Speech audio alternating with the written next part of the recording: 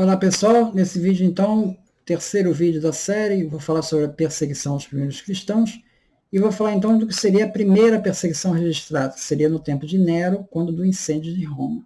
Isso consta do Tácito em Anais 15:44, que ele fala do incêndio de Roma. Ele diz assim: então Nero encontrou culpados a quem infligiu os castigos mais estranhos. Eram pessoas odiadas por seus delitos vergonhosos, a quem o povo comum chamava de cristãos. Cristo, o homem que lhes dera o nome, tinha sido executado no reinado de Tibério pelo procurador Pôncio Pilatos. A perniciosa superstição havia sido temporariamente reprimida, mas estava começando a se manifestar de novo, não somente na Judéia, mas também em Roma, para onde conflui e ganha popularidade tudo quanto há de vergonhoso e abominável no mundo. E assim, no início, os que confessaram foram presos. Depois, com o que revelaram, um número bem grande deles foi considerado culpado, mais pelo ódio à humanidade do que por serem incendiários. À medida que iam perecendo, recebiam ainda mais insultos, cobertos com peles de animais selvagens, morriam dilacerados por cães, ou eram amarrados a cruzes e queimados para iluminar a noite, quando o sol já havia se posto. Suetônio, na vida dos 12 Césares, ao tratar do Império de Nero, ele se refere que Nero expulsou de Roma os judeus, sublevados constantemente por incitamento de Cresto. Aos cristãos, espécie de homens afeitos a uma superstição nova e maligna, infligiram-se suplícios. Então, tanto Tácito quanto Suetônio estão confirmando aí que cristãos sofreram suplícios, martírios ao tempo de Nero. Né? Tácito está vinculando diretamente a questão do incêndio. O Suetônio não chega a entrar nesse detalhe aqui. Tá? Claramente Tácito estava atribuindo a necessidade de Nero encontrar um bode expiatório para o incêndio de 64.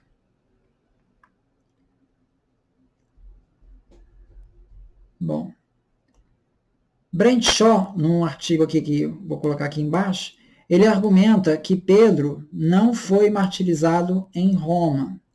Tampouco não há qualquer relação das perseguições de Nero contra os cristãos e, por consequente, pelos sofrimentos de Pedro e Paulo. Então, Pedro e Paulo não foram perseguidos por Nero e Nero não perseguiu os cristãos. Bom, Tertuliano, em Prescrições contra os hereges, 36:3, ele fala da crucificação de Pedro. Ele diz assim: quão feliz é a sua igreja, no qual os apóstolos derramaram toda a sua doutrina ao longo com o seu sangue deles, onde Pedro suporta uma paixão como a do Senhor, onde Paulo ganha sua coroa e uma morte como a de João Batista. Então está falando do martírio de Paulo e de Pedro. Tá? Ele não entra no detalhe, mas em Apologia 5, Tertuliano diz: consultai os vossos anais e verificareis que Nero foi o primeiro que se serviu do gládio imperial contra a nossa seita. Então aqui Tertuliano já está dizendo claramente que Nero perseguiu os cristãos. Ou seja, Tertuliano não só fala que Nero perseguiu, como ele fez um decreto contra os cristãos. Ficou conhecido como Institutum Neronianum. Isso no Ad Nationes, Tertuliano e 1:7, ele nos fala desse Instituto Neroniano. E na Apologética 4:4, é um desses textos de 197, ele fala de uma fórmula aplicada aos cristãos, e que parece ser non licet esse vos, que pode ser entendido como non licet esse Christianum.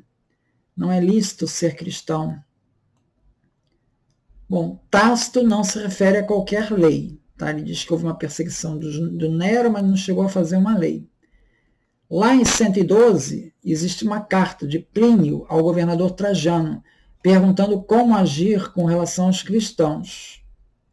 Isso sugere que não tem alguma lei que diga o que fazer com eles, para ele ter perguntado ao Trajano.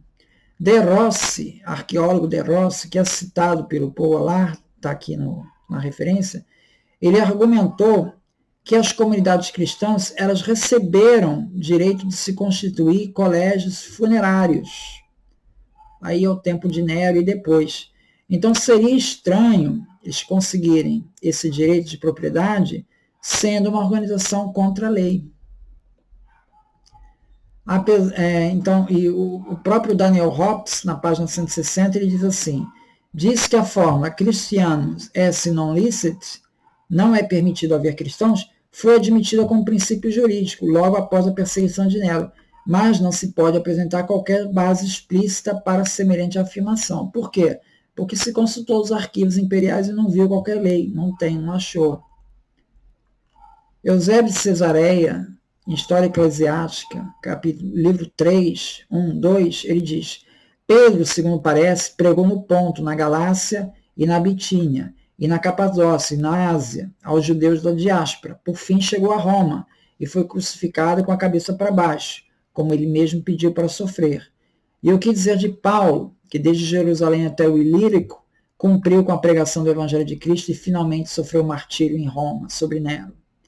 Isto é dito por Orígenes, no tomo 3 do seu comentário ao Gênesis. Essa obra de comentário ao Gênesis do Orígenes, ela é perdida, a gente só tem ela pela referência do Eusébio.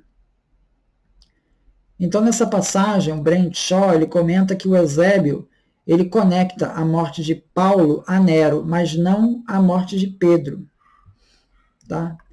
Agora, a minha resposta. O próprio Eusébio, no livro 2, História Eclesiástica, 25:6, ele cita o depoimento do sacerdote romano Caio, que escreveu uma carta no final do século II, em que ele diz: posso mostrar-lhe os troféus dos apóstolos. Se você quiser ir ao Vaticano ou à Via de Ostia, encontrará os troféus daqueles que fundaram esta igreja, a igreja de Roma.